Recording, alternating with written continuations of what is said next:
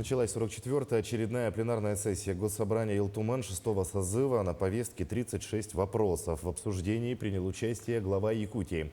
Айца Николаев подвел итоги пятилетней совместной работы исполнительной и законодательной ветвей власти региона. Он привел несколько цифр, отражающих динамику совместного законотворчества.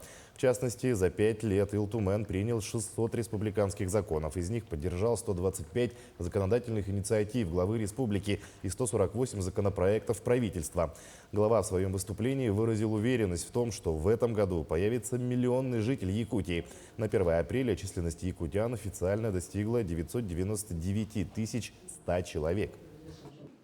За 5 лет Илтумен принял 600 республиканских законов, из них поддержал 125 моих законодательных инициатив, 148 законопроектов правительства республики.